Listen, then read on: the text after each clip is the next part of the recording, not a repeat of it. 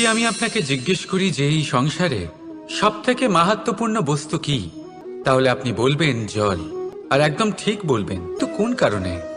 এই জন্য যে সে আমাদের জীবন দান করে, এই জন্য যে সে আমাদের তৃষ্ণা মেটায়, নাকি এই জন্য যে আমাদের দৈনিক কাজ থেকে শুরু করে আমাদের মৃত্যু অবধি কাজে আসে, সব কাজে আমাদের সাহায্য করে?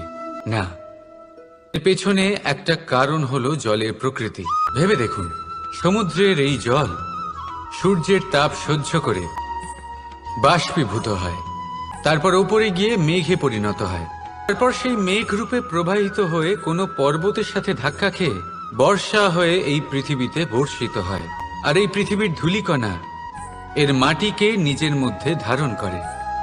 মানুষের দ্বারা, অন্য প্রাণীর দ্বারা যে ময়লা ছড়িয়ে পড়েছে তাকে নিজের মধ্যে ধারণ করে, আর তারপর ফের অগ্রসর হয়ে পড়ে সমুদ্রের দিকে, সমুদ্রে মিশে যায়।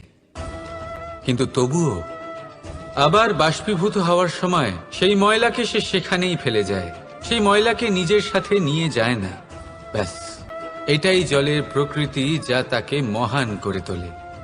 আপনিও আপনার জীবনে আপনার কর্ম করুন, মহান কর্ম করুন, ভালোভাবে করুন, কিন্তু সেই কর্মের সাথে যে অহংকার আসে সেটা নিজের মধ্যে প্রবেশ করতে দেবেন না।